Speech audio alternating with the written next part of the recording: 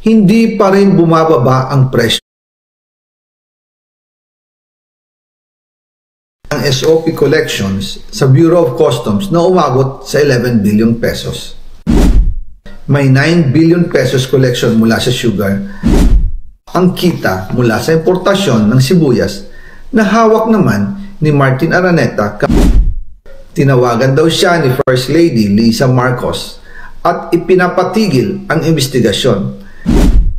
Na sa First Lady Lisa Marcos mismo ang may hawak sa mga rice importers. Dahil pala sa dami ng SOP at remittance na ipinapasa sa bawat transaksyon.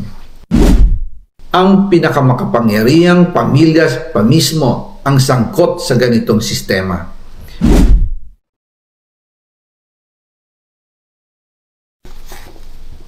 Ngayon naman po, tungkol sa kampanya nitong 2025 elections, nagkwento sa akin si dating Speaker Martin Romualdez.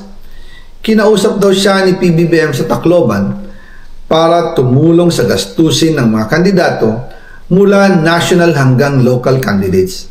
Ang sagot ni Speaker, naibigay na niya ang SOP collections sa Bureau of Customs na umabot sa 11 billion pesos.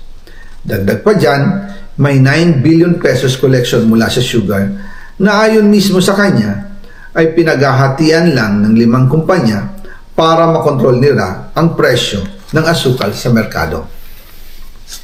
At iba pa ang kita mula sa importasyon ng sibuyas na hawak naman ni Martin Araneta, kapatid ni First Lady Lisa Araneta Marcos.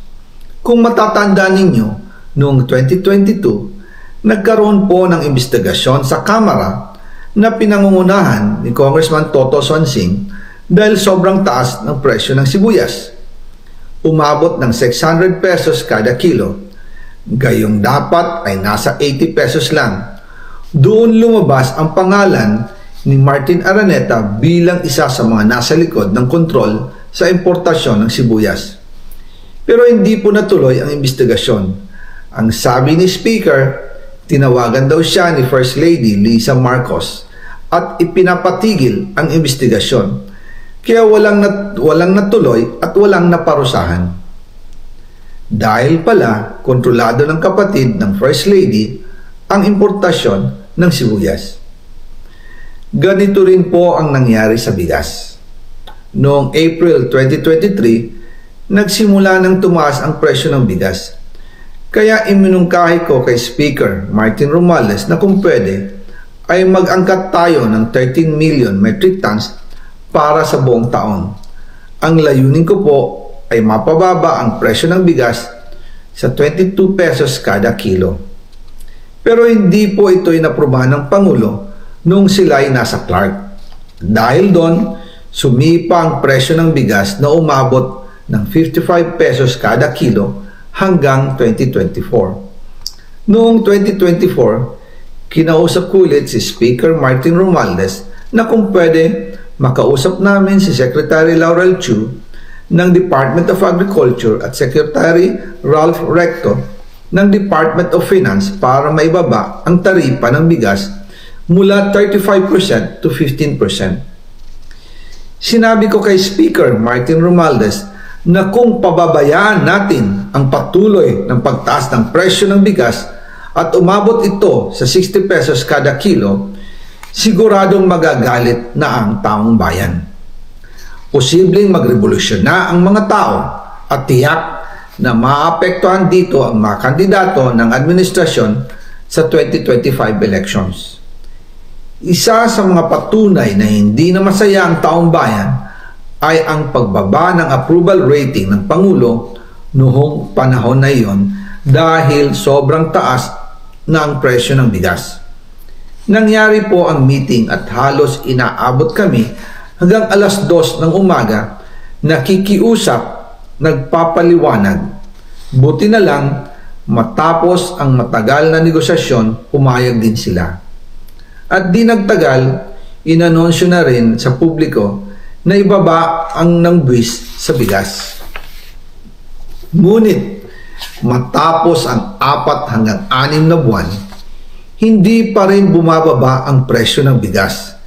Kahit ibinaba na ang taripa nito, kaya iminungkahi ko kay Speaker Romualdez na magpatawag ng investigasyon tungkol sa bigas sa pamamagitan ng Quinta Committee hearings. Habang iniimbestiga nito ng Quinta Committee na pinamumunuan ni Congressman Joey Salceda, bigla na lang itong pinahinto ni Secretary Kiko Laurel Chu matapos niyang ipakita ang isang confidential report. Nakasaad dito na si First Lady Lisa Marcos mismo ang may hawak sa mga rice importers. Ayon kay Secretary Laurel, maaapektuhan daw ang First Lady kung itutuloy ang investigasyon dahil kasama raw nila sa Vietnam visit ang ilang importer ng bigas at nag-dinner pa raw sila roon.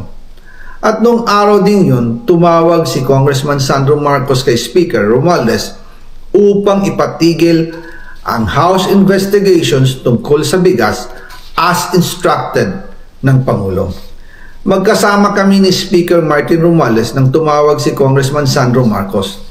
Dumating din si Secretary Laurel Chu sa Manila Polo Townhouse at doon siya pinagalitan ni Speaker dahil inilabas niya ang confidential report na nagdidiin sa First Lady sa issue ng rice smuggling.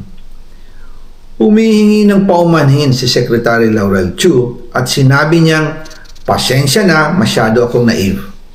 Doon namin naintindihan kung bakit. Kahit ibinaba na ang import tax ng bigas mula 35% to 15%, ay hindi pa rin bumababa ang presyo sa merkado dahil pala sa dami ng SOP at remittance na ipinapasa sa bawat transaksyon. Dagdag pa po, maraming importers ng isda ang nagre-reklamo dahil kontrolado ito ng kaunting kumpanya lamang. Wala naman daw tax sa importation tuwing lean season, pero kahit ganoon, hindi pa rin sila nabibigyan ng permit to import. Ang makaunting kumpanya na ito lang ang nabibigyang permit to import. Dahil dito, kontrolado din ang presyo ng isda. At ito din ang dahilan kung bakit mataas ang presyo ng galunggong.